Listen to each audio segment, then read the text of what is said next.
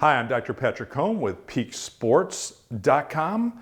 In this video, you're going to learn why ball players go to a different throw in a game situation compared to what they're capable of in practice. You're watching Sessions with Doc.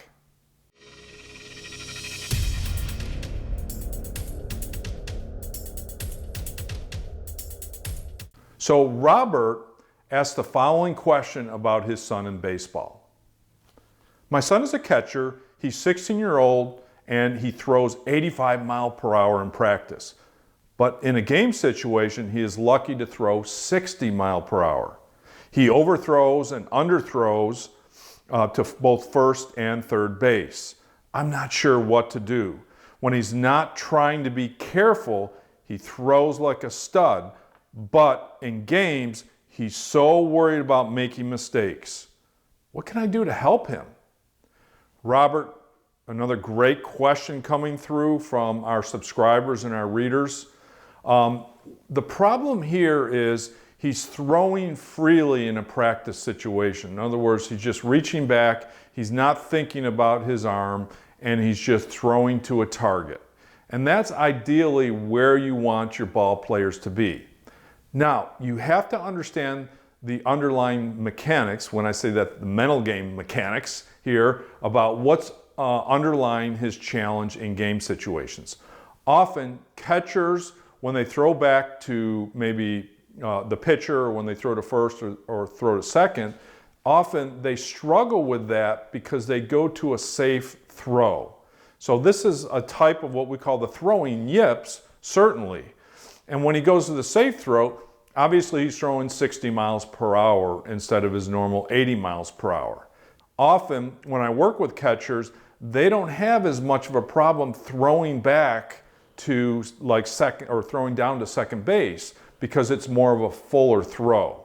So obviously, I feel like your son has the full-blown yips if he's missing his target and he's also losing miles per hour on his throw.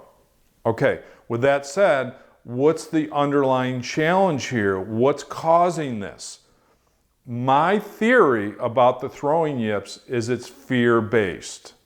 He's ultimately worried about disappointing his teammates, disappointing his coach, maybe even disappointing you, because if he has a bad performance or if he misses some throws and it affects the team, they score a run, for example, on a missed throw, then he's not going to feel good about himself.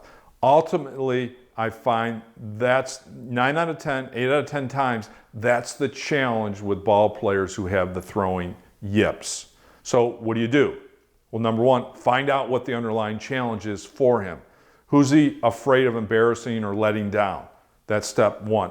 Step two, he's got to learn how to throw more freely in the game situation by staying in the moment, not worrying about fear of embarrassment, not getting caught up in the outcome and results, and basically just letting it happen and letting it rip.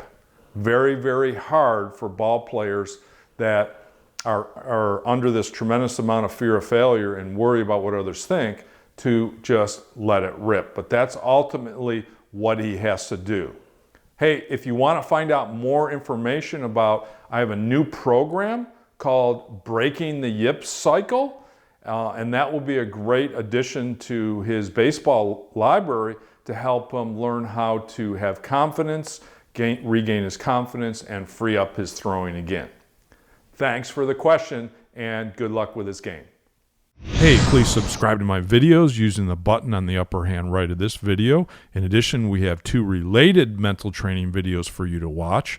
And please jump over to my website at baseball-yips.com and download my free report, 8 mental game strategies to break the yip cycle.